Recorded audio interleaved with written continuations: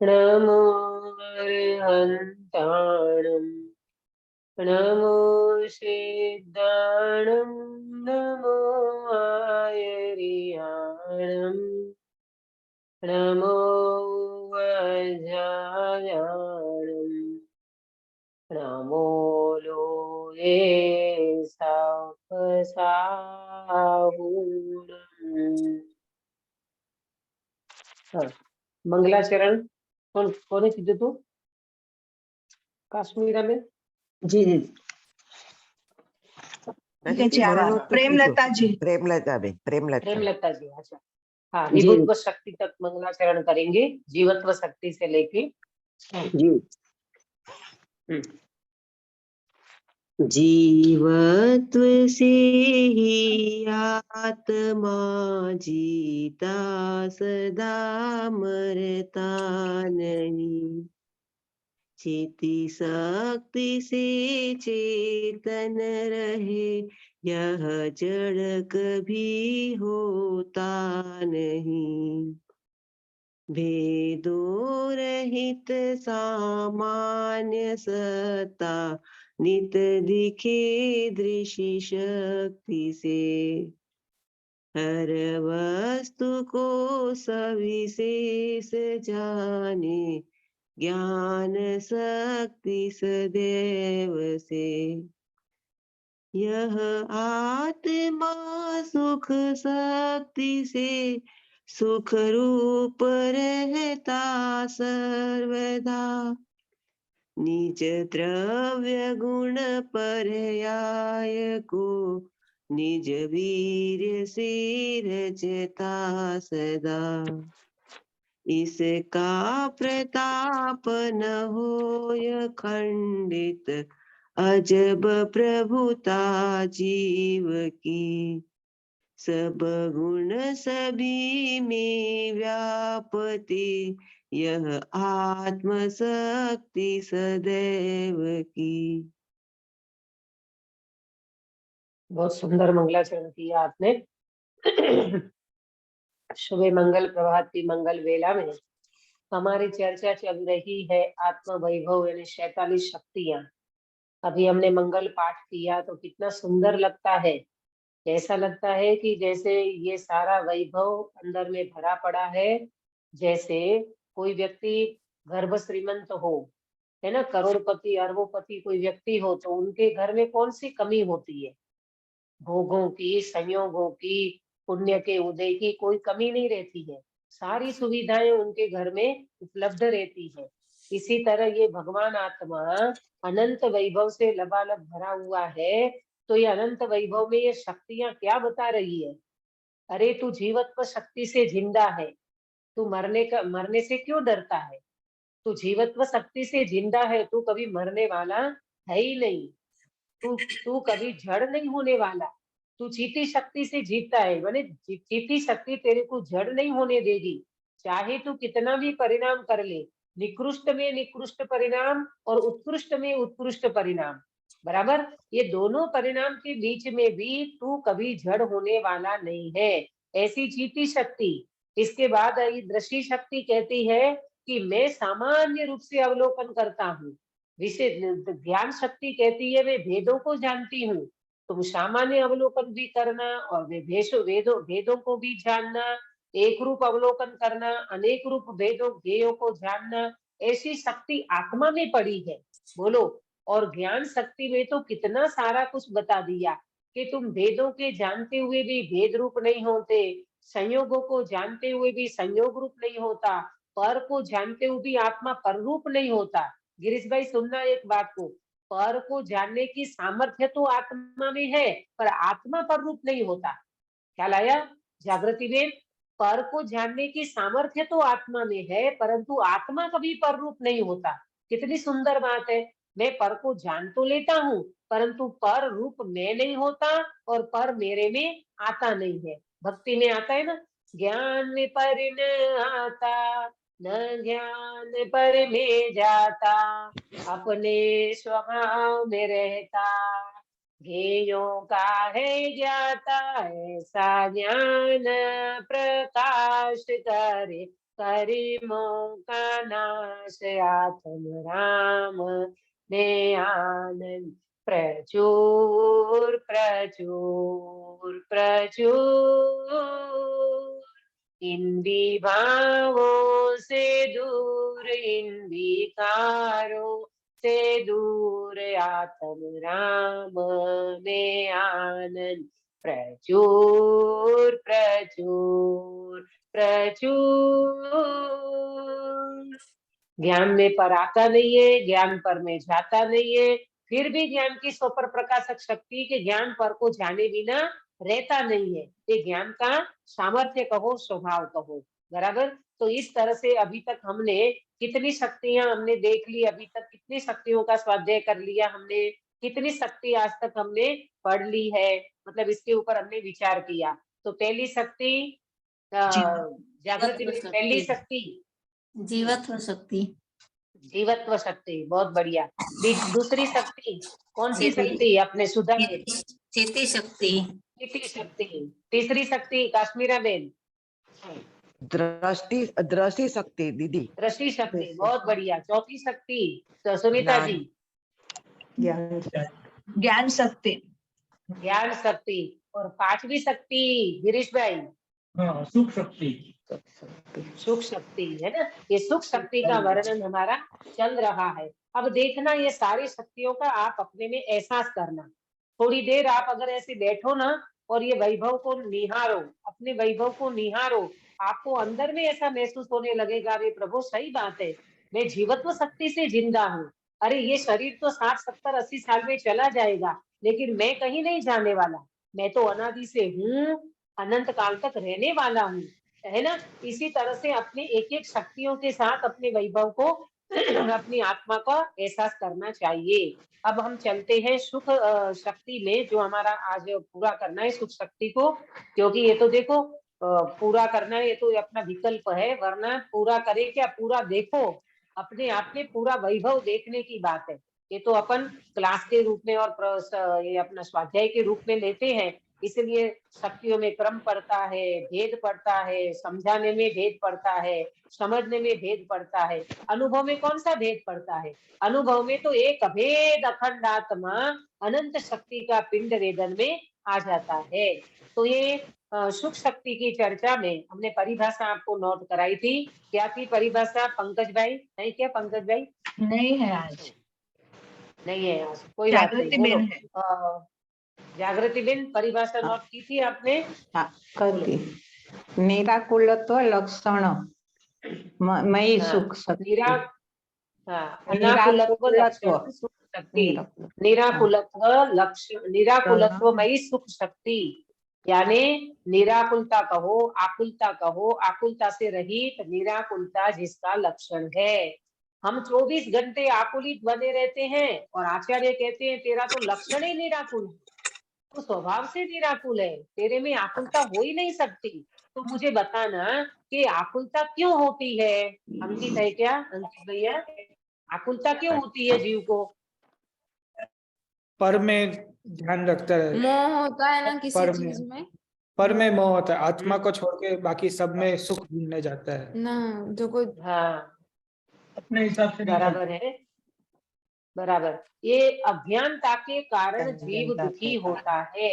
और अज्ञानता क्या है? जैसे अभी आपने बताया कि पर में जीव सुख की कल्पना करता है, पर में जीव सुख को ढूंढने जाता है, तो उस जीव को सुख तो मिलता नहीं है और वो दुखी होकर के बना रहता है, माने दुखी ही बना रहता है। इसका मतलब क्या हुआ? इसका मतलब ये हुआ अज्ञानता में दुख है, सम्यक ज्ञान में दुख नहीं है। अज्ञानता से जीव दुखी होता है, सम्यक ज्ञान से जीव सुखी होता है। तो अज्ञानता से दुखी है और सम्यक ज्ञान से जीव सुखी होता है। जीव सम्यक ज्ञान कर ले, यानी प्रॉपर समझ ले कि सुख कहाँ है। अगर ये प्रॉपर समझ लेगा ना कि सुख कहाँ है, किसमें है, और एक बार उस सुख के लिए अपना प्रयास करेगा कि सुख लबालब सुख तो मेरी आत्मा में भरा है, और स्वभाव के ऊपर दृष्टि जाएगी, तो 3 काल में वो व्यक्ति कभी दुखी नहीं हो सकता, बराबर। तो सुख स्वभावी भगवान आत्मा वास्तव में दुखी नहीं है, परंतु जीव अपनी अज्ञानता के कारण दुखी होता है।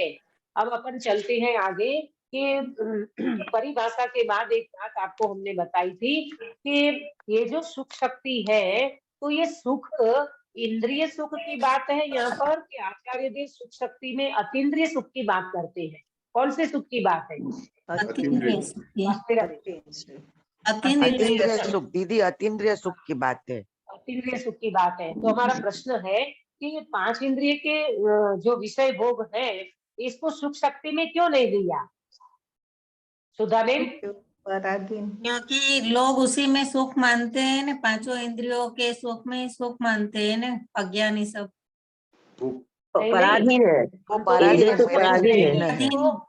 वो क्षणिक है दीदी, वो क्षणिक है। इंद्रिय ये 5 इंद्रिय के 5 इंद्रिय के विषय को सुख शक्ति में क्यों नहीं लिया?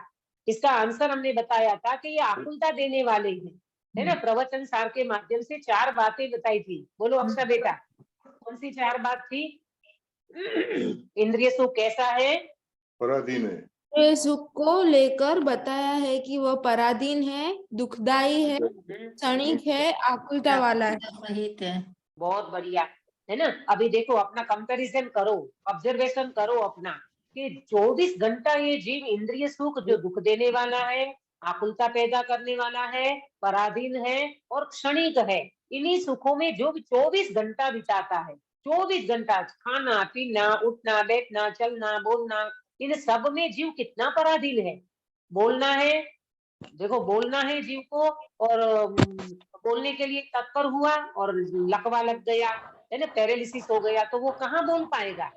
हर चीज में पराधीनता है। तो कल परसों नरसों बताया था ना हमने आपको कि इंद्रिय के सुख की कितनी पराधीनता है।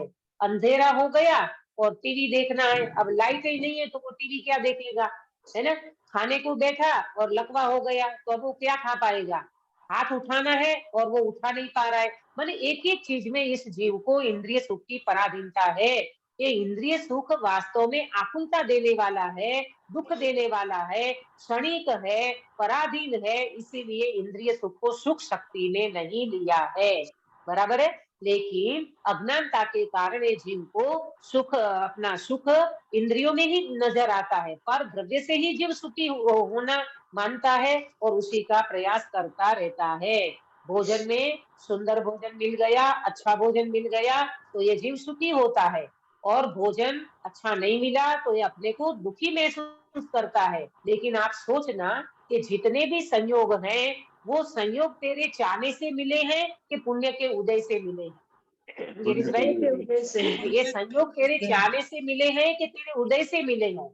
उदय से मिले हैं। पुण्य के उदय से मिले हैं। पुण्य के उदय से मिले हैं। जो भी कुछ मिला है वो तो उदय से मिला है ना। तेरा उसमें कुछ भी नहीं चलता भाई। तू मानता है कि मैं संयोग से सुखी हूँ कि इससे दुखी हूँ, ये प्रतिकूल संयोग है, ये अनुकूल संयोग है, तो संयोग से जीव कभी सुखी दुखी नहीं होता। जीव तो अपने स्वभाव से सुखी दुखी होता है, स्वभाव से दुखी तो नहीं, स्वभाव से सुखी ही होता है। दुखी तो जीव संयोग से होता है। आया समझ में? जीव स्वभाव से सुखी होता है, संयोग से जीव कभी सुखी नहीं हो सकता। बराबर। एक प्रश्न है आप लोगों को कि जीव संयोग से सुखी क्यों नहीं हो सकता? इसका सचोट आधार क्या है? दीदी पर है, भिन्न है, पराधीन है, मेरे से भिन्न है, संयोग आत्मा से भिन्न है, इसलिए। बराबर, बहुत अच्छा जवाब दिया आपने कि संयोग तो वास्तव में आत्मा से भिन्न है और संयोग तो पराधीन है। आज संयोग अनुकूल मिला, कल नहीं भी मिल सकता है। बहुत सचोट दृष्टांत दे करके मतलब आचार्य देव ने इसमें बात की है कि देख भाई, तुम जो संयोग की बात करते हो ना कि मैं संयोग से सुखी हूँ, तेरी भ्रांति निकालना है, तो हम तुझे समझा रहे हैं कि संयोग से सुख होता तो ये तीर्थंकर जैसे तीर्थंकर, चक्रवर्ती जैसे चक्रवर्ती, ये सारे संयोग को छोड़ करके जंगल में क्यों चले गए? आया प्रश्न समझ में?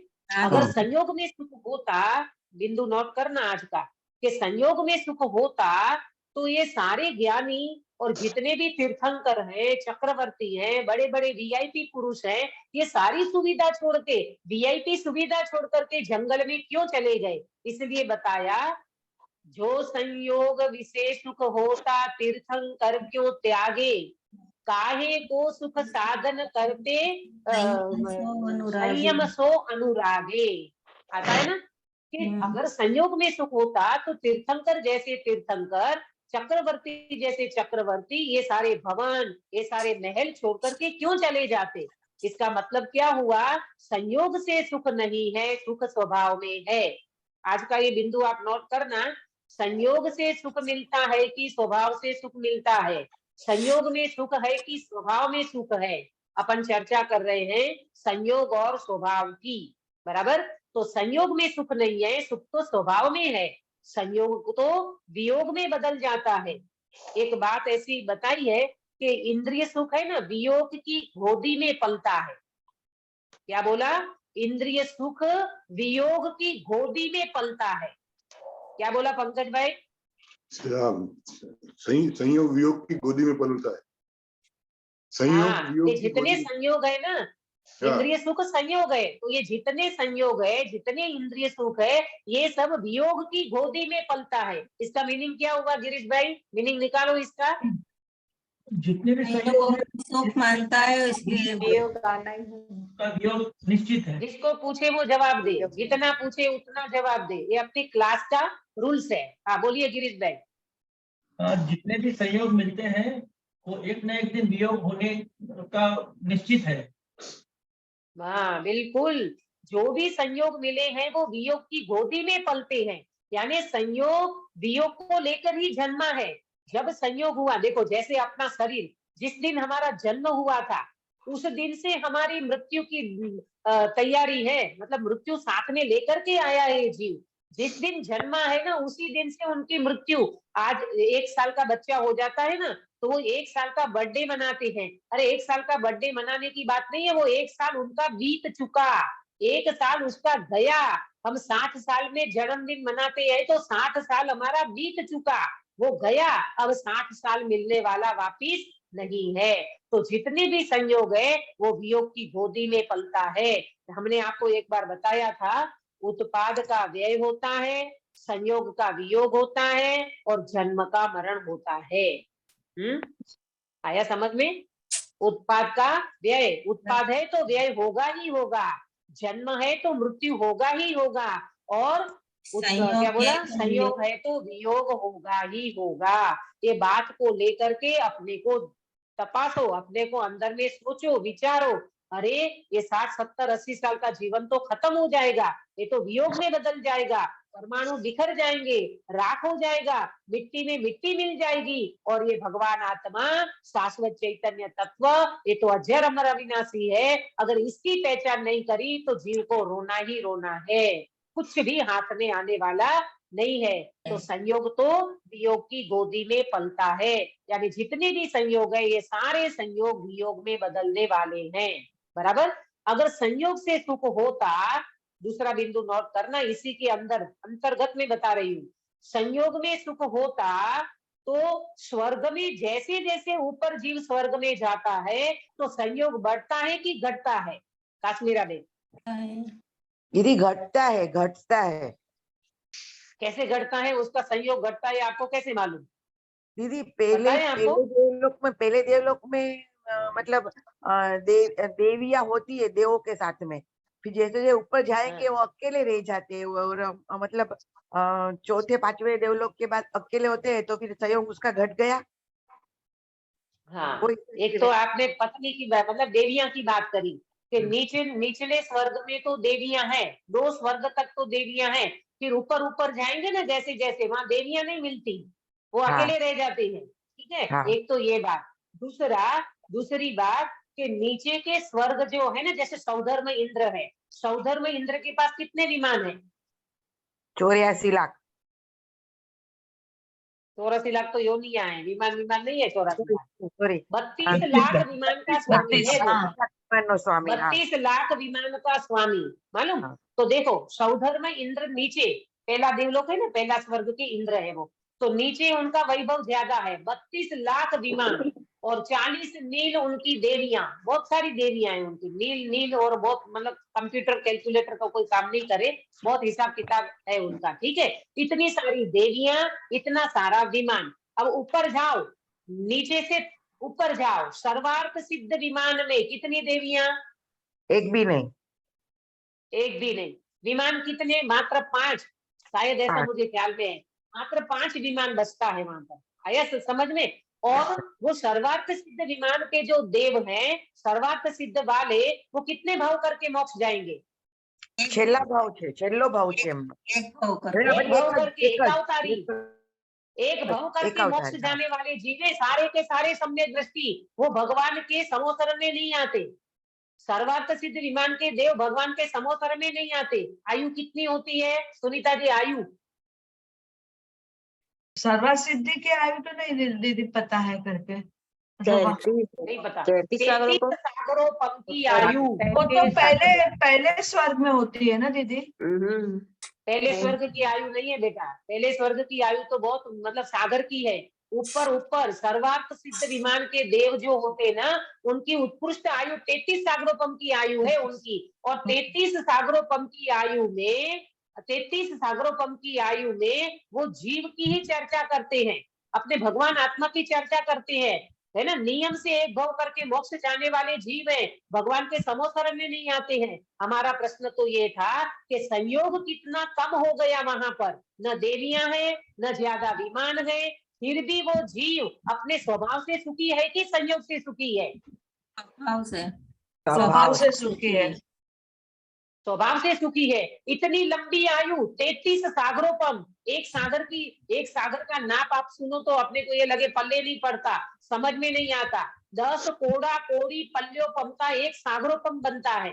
और पल्य की हमने बताई थी, वो 4 गांव का हुआ और उसको गहरा उंडा खोदा जाए, फिर उसमें बाल उसके भेड़ के बाल, ताजे भेड़ के बाल भरे जाए, इतना ठसोठस भरा जाए, चक्रवर्ती की सेना ऊपर से चली जाए तो भी उनको बाल बांका न होवे, 100 साल में एक बाल निकाले, और जितने समय में वो खाली होवे गड्ढा, तब तो एक पल्य बने। ऐसे 10 कोड़ा कोड़ी पल्य का एक सागर। ऐसे कितने सागर गिरीश भाई? 33 सागर।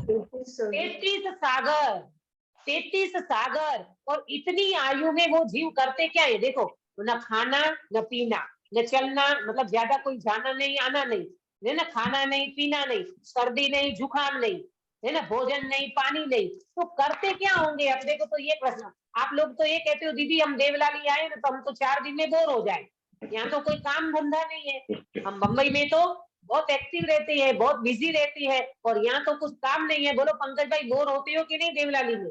नहीं नहीं, बिल्कुल नहीं।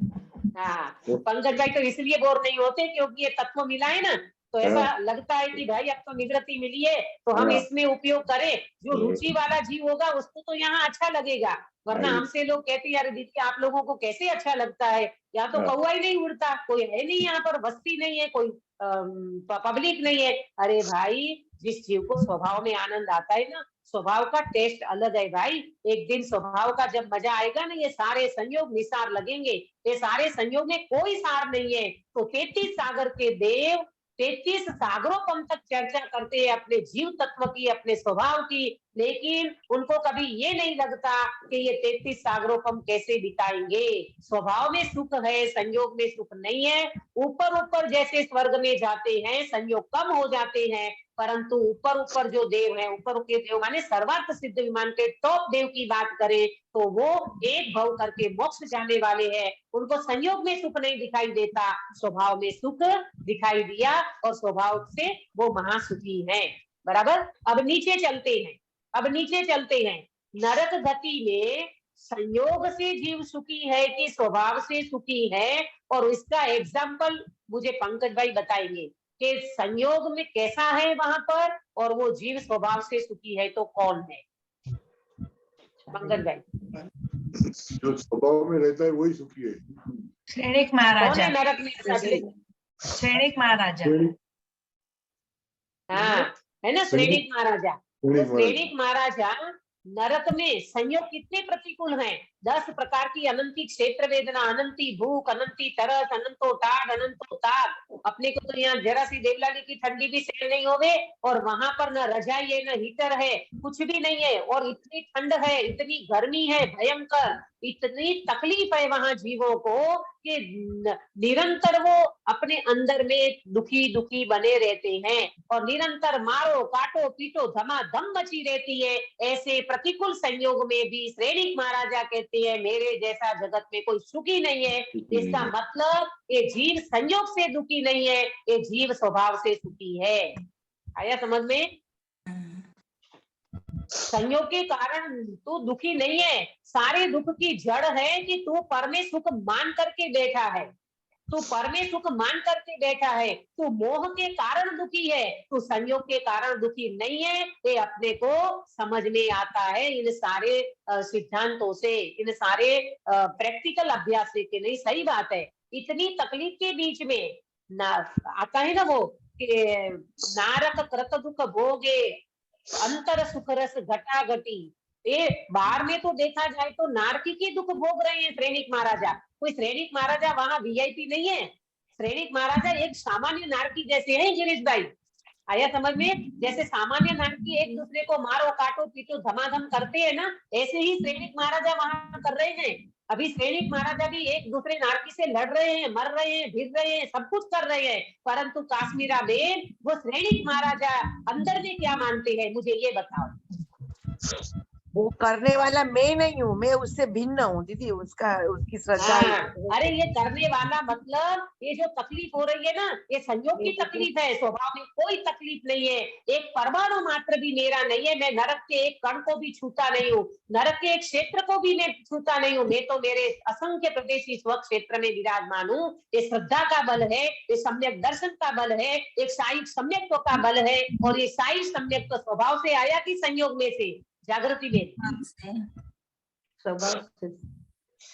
हाँ, ये स्वभाव में से आया प्रभु, संयोग की कोई वैल्यू नहीं है। अब आप मुझे बताओ कि एक टाटा बिरला वाला, एक अंबानी 40 मंजिल की बिल्डिंग में रहता हुआ अंबानी सुखी है कि एक नरक में रहा हुआ श्रेणिक महाराजा सुखी है? सुधाबेन, श्रेणिक महाराजा सुखी, नरक में रहा होगा, श्रेणिक महाराजा सुखी है। इसीलिए सुख संयोग में नहीं है, सुख स्वभाव में है। ये बात अपने को बिल्कुल एकदम समझना पड़ेगा, इसीलिए समझना होगा। ये आप प्रैक्टिकल करोगे तो अपने को समझ में आएगा। एक 10 बाय 10 की झोपड़पट्टी में, धारावी की झोपड़पट्टी में, 10 बाय 10 की झोपड़पट्टी में रहने वाले ज्ञानी सुखी नजर आते हैं, और ये महल में रहने वाला अंबानी भी सुखी नहीं नजर आता। प्रभु ये सुख स्वभाव में है, ये सुख संयोग में नहीं है। ये बात हमने को फैक्ट है, बिल्कुल समझ लेना चाहिए, और ये समझ आपको स्वानुभव से होगा, ये अंदर में प्रैक्टिकल और भेद विज्ञान से पता चलेगा। नहीं तो ये जीव की दृष्टि संयोग में बनी रहती है, ये जीव स्वभाव कर दृष्टि कर नहीं सकता। लेकिन अपने को ये समझ में आता है कि सुख शक्ति से भरा हुआ भगवान है, वो नरक में पड़ा हुआ जीव, प्रतिकूल संयोग में पड़ा हुआ जीव, वो संयोग से दुखी नहीं हो रहा है, वो स्वभाव से सुखी हो रहा है। वो स्वभाव से सुखी है क्योंकि स्वभाव में असंख्य प्रदेशी आत्मा में अनंत सुख भरा पड़ा है, और अनंत सुख भरा हुआ ये भगवान आत्मा जब वेदन में आता है तो श्रेणिक महाराजा ये कहते हैं कि प्रभु मुझे तो सुख का वेदन हो रहा है, मुझे दुख का वेदन होता ही नहीं है। श्रद्धा कहती है, श्रद्धा ये कहती है कि मुझे दुख का बिल्कुल वेदन नहीं होता। आया समझ में? ये मोह का दुख है, अज्ञानता का दुख है, संयोग दृष्टि का दुख है, संयोग में एक तत्व ममत्व बुद्धि का दुख है, परंतु स्वभाव तो 3 काल में सुखी ही बना रहता है।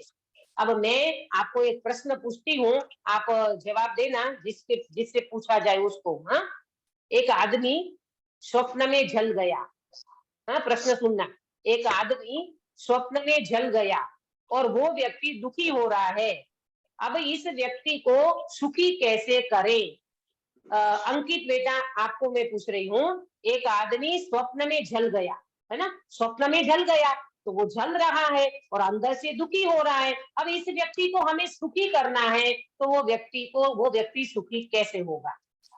उठा देते उसको, उठा दो सपने में से, नींद से उठा दे तो उसको पता चल जाएगा कि सपना था।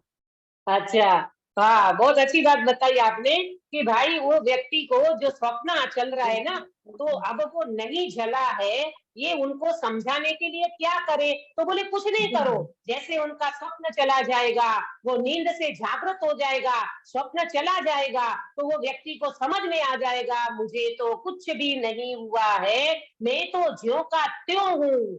ऐसे सर्वज्ञ भगवान अपने को कहते हैं, हे जगत के जीवो, तुम मिथ्या मान्यता से मान रहे हो, अज्ञानता से मान रहे हो कि मैं दुखी हूँ, तुम सच्ची समझ कर लो, तुम्हारी भ्रांति मिट जाएगी और तुम्हें शांति मिल जाएगी। मैं तो वास्तव में सुख से लबालब भरा भगवान आत्मा हूँ। जैसे वो व्यक्ति स्वप्न में जल रहा हूँ, ऐसा उनको स्वप्न आया था, और जैसे स्वप्न मिट गया तो वो व्यक्ति को पता चल गया, तो मैं तो जला नहीं हूँ, मैं तो बराबर ज्यों का त्यों हूँ। ऐसे ये भगवान आत्मा अज्ञानता से मान रहा है, अज्ञानता से दुखी हो रहा है, परंतु ये भ्रांति है, कल्पना है, भ्रमणा है। ज्ञानी कहते सच्ची समझ प्राप्त कर लो तो तुम्हारी भ्रांति मिट जाएगी, तुम दुखी नहीं हो, तुम परम सुखी तत्व हो, और ये परम सुखी तत्व को समझने से ये जीव वास्तव में महासुखी की प्राप्ति कर सकता है।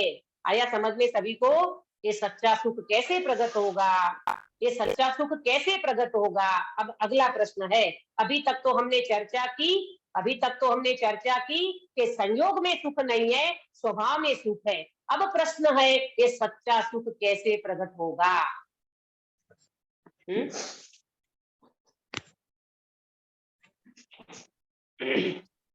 सुख शक्ति को समझने से ही सच्चा सुख कैसा है वो पता चलता है। हाँ, बहुत बढ़िया। कि सुख शक्ति को समझने से माने सुख स्वभावी आत्मा को समझने से। सुख शक्ति तो एक शक्ति है, परंतु ये सुख से भरा हुआ भगवान आत्मा को समझने से सच्चा सुख प्रकट होगा। आया समझ में? सुख स्वभावी आत्मा को समझने से सच्चा सुख प्रकट होगा, इसके अलावा सुख प्रकट होने का कोई उपाय नहीं है। आया समझ में? सच्चा सुख कैसे प्रकट होगा? तो बोले सुख स्वभावी भगवान आत्मा को समझने से सच्चा सुख प्रकट होगा, इसके अलावा दूसरा कोई उपाय नहीं है। चाहे करोड़पति बन जाओ, अरबोपति बन जाओ, खरबोपति बन जाओ, कितने भी संयोग आपका बढ़ जाए, लेकिन संयोग सुख देने वाला नहीं है। आत्मा को समझने से ही, स्वभाव को समझने से ही जीव सुखी होगा। और आज का एक अंतिम बात है, इसके बाद बात को समाप्त करेंगे, क्योंकि आज हमारे महावीर जिनालय की वर्षगांठ का दिवस है। आज महावीर भगवान का अभिषेक होगा। बहुत सुंदर पवित्र जिनालय है जिसमें महावीर भगवान विराजमान है। इनकी 33वीं वर्षगांठ है हमारे महावीर जिनालय की। तो आज बहुत बड़े तौर पे अभिषेक का कार्यक्रम रखा गया है, तो मैं 2-5 मिनट जल्दी छोड़ूंगी। लेकिन आज की एक अंतिम चर्चा मुझे करना है कि ये सुख शक्ति है ना, ये सुख शक्ति, सुख नाम की जो शक्ति है, तो इससे अपने को निराकुलता की बात करी, बराबर? तो इसमें ज्ञान शक्ति आ गई, सुख शक्ति आ गई, तो श्रद्धा और चारित्र ये नाम की शक्ति क्यों नहीं है? श्रद्धा और चारित्र नाम की शक्ति 47 शक्ति में बिल्कुल नहीं है। प्रश्न समझना पहले, फिर नोट करो। सुख शक्ति बताई, ज्ञान शक्ति बताई, दर्शन शक्ति बताई, ऐसी 47 शक्तियां, प्रभुत्व विभुत्व अभी चर्चा करेंगे हम। 47 शक्ति में श्रद्धा नाम की एक भी शक्ति नहीं है और चारित्र नाम की एक भी शक्ति नहीं है। क्यों? प्रश्न क्यों? काश्मीरा बेन, आपको समझ में आया प्रश्न? समझ में आया, लेकिन श्रद्धा तो मुझे क्योंकि पर्यायी बाहर भटकती ना, श्रद्धा तो मुझे मेरे आत्मा में ही करनी है और उसमें लीन होना है, वो चारित्र है। हाँ, तो हमारा प्रश्न आपसे ये है, मतलब प्रश्न हम ये नोट करा रहे हैं आपको कि 47 शक्तियों में आचार्य देव ने श्रद्धा और चारित्र नाम की शक्ति क्यों नहीं ली? होना चाहिए ना, श्रद्धा तो अपना मुख्य गुण है और चारित्र हम अपने में लीनता करें। तो श्रद्धा शक्ति और चारित्र शक्ति, ये दो शक्ति 47 शक्ति में आई नहीं है, तो क्यों? ये प्रश्न आज का। अक्षा बेटा, प्रश्न समझ में आया आपको? समझ में आया दीदी। मैं तो इस शक्ति में श्रद्धा चारित्र तो है ही ना, जैसे ज्ञान शक्ति में है, इस उनको अलग से बताने की जरूरत ही नहीं है ना। ये सारी शक्तियां देखो ऐसी बात करोगे ना या तो जीव बात को तो खुद को ऐसी है कि पुरुषार्थ करना पड़ेगा। एक शक्ति में अनंत शक्ति का रूप है, ज्ञान शक्ति में भी अनंत शक्ति का रूप है, परंतु एक शक्ति दूसरे शक्ति रूप हो नहीं सकती। एक शक्ति दूसरे शक्ति रूप हो नहीं सकती। जैसे ज्ञान का कार्य है जानना, बराबर, क्या बोलते, दर्शन का कार्य है देखना, ये दृष्टि शक्ति के माध्यम से चर्चा करती है। तो एक शक्ति का कार्य दूसरी शक्ति नहीं करती, एक शक्ति का रूप दूसरी शक्ति में हो सकता है, लक्षण नहीं बदलता, कार्य नहीं बदलता, एक शक्ति का रूप दूसरी शक्ति में होता है। का मतलब ये है कि एक शक्ति में अपन अनंत शक्ति का एहसास तो कर सकते हैं, परंतु कार्य सबका अलग अलग है। मैं आपको इसका आंसर नोट कराती हूँ जो आपको समझ में आएगा। प्रश्न नोट किया? श्रद्धा शक्ति और चारित्र शक्ति ये 47 शक्ति में क्यों नहीं ली गई है? अब इसका आंसर, जब सारा मोक्ष मार्ग इसके ऊपर टिका है, प्रश्न तो ये हुआ ना, सारा मोक्ष मार्ग श्रद्धा और चारित्र के ऊपर टिका है।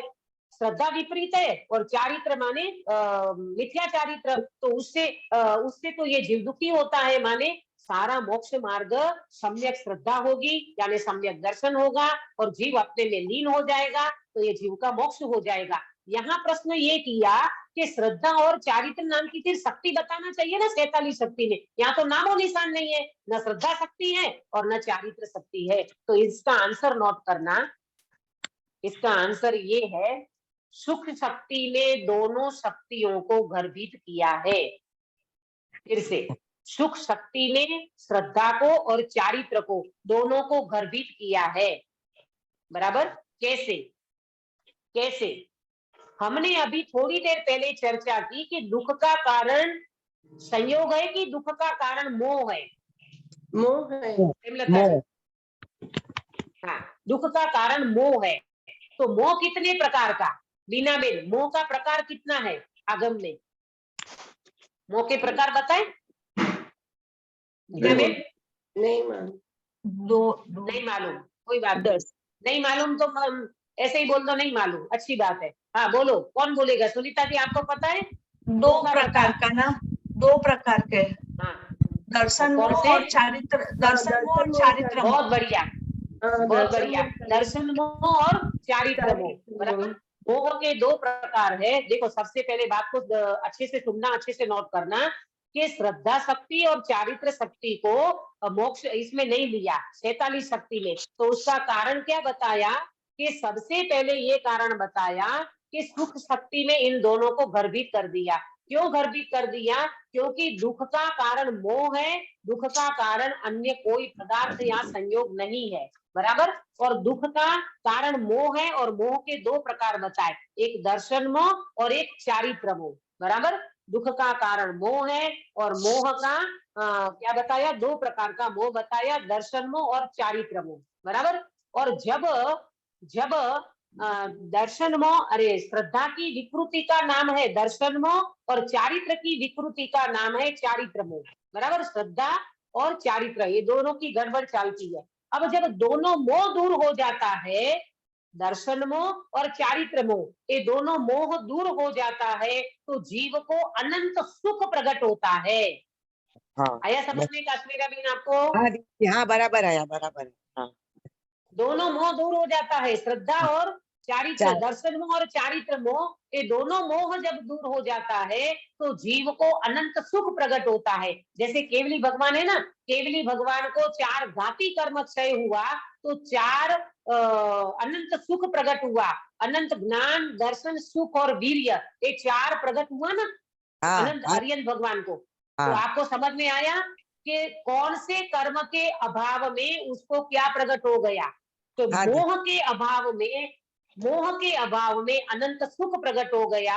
इसीलिए मोह के अभाव में अनंत सुख प्रकट हो गया। तो अनंत सुख में श्रद्धा और चारित्र आया कि नहीं? आ गया दीदी, आ गया। श्रद्धा अनंत सुख प्रकट हो गया तो उनको श्रद्धा भी आ गई उसमें और चारित्र भी आ गया। इसीलिए सुख में दोनों को शामिल कर दिया, अलग से श्रद्धा और चारित्र का शक्ति को लेने की जरूरत नहीं पड़ी। ये इसी में इंक्लूड हो गया, इसी में समा गया। जब अनंत सुख प्रकट हो गया तो बोलो, अनंत सुख प्रकट हो गया तो उनका श्रद्धा और उनका चारित्र वो अपने में लीन हो गए और अपने में पूरा श्रद्धान हो गया उनको। तो सुख शक्ति ने इन दोनों को शामिल कर दिया है, इसीलिए अलग से श्रद्धा और चारित्र शक्ति लेने की जरूरत नहीं पड़ी, है ना। आया सभी को समझ में? जी हाँ दीदी।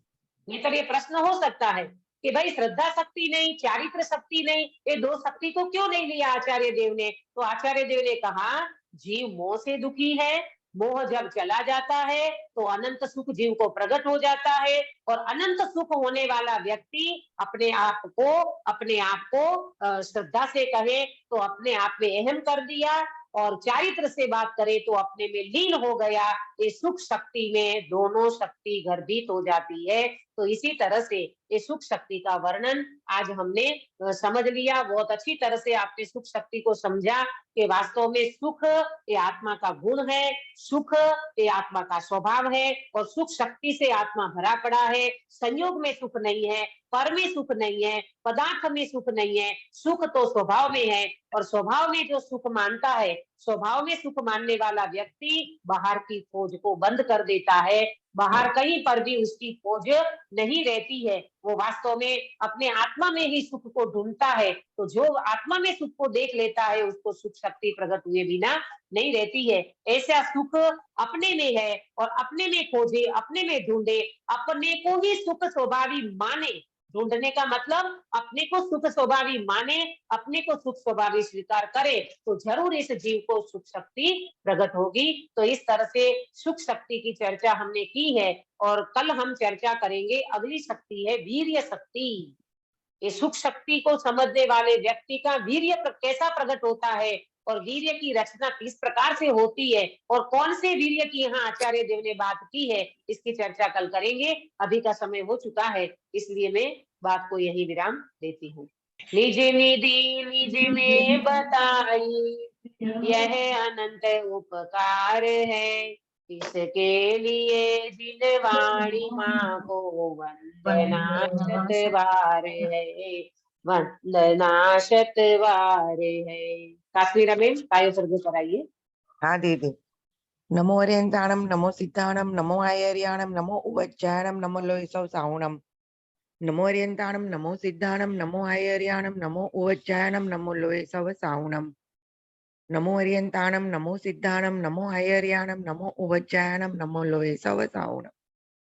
नमो हरियंताणम, नमो सिद्धाणम, नमो आयर्याणम, नमो उवज्जायणम, नमो लोहिसौ साहुणम।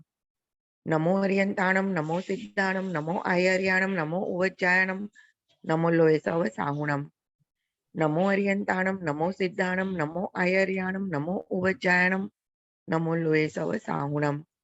नमो हरियंताणम, नमो सिद्धाणम, नमो आयर्याणम, नमो उवज्जायणम, नमो लोहिसौ साहुणम। नमो हरियंताणम, नमो सिद्धाणम, नमो आयर्याणम, नमो उवज्जायणम, नमो लोहिसौ साहुणम। नमो हरियंताणम, नमो सिद्धाणम, नमो आयर्याणम, नमो उवज्जायणम, नमो लोहिसौ साहुणम। नमो हरियंताणम। बोलो अंतर्मुख मुद्राधारी सर्व जिनेन्द्र भगवान की जय जय हो। हो। नित्य बोधिनी द्वादशांगमयी जिनवाणी माता की जय हो। जय हो। 3 कम 9 करोड़ सर्वे वितरागी महामुनि राजों की जय जय हो। हो। परम अहिंसामय वितरागी जैन धर्म की जय जय हो। हो। सभी को जय जिनेन्द्र। जय जय जिनेन्द्र। हाँ, कल मंगलाचरण जागृति दिन आप करोगे, मंगलाचरण कल विभुत्व शक्ति तक। हाँ।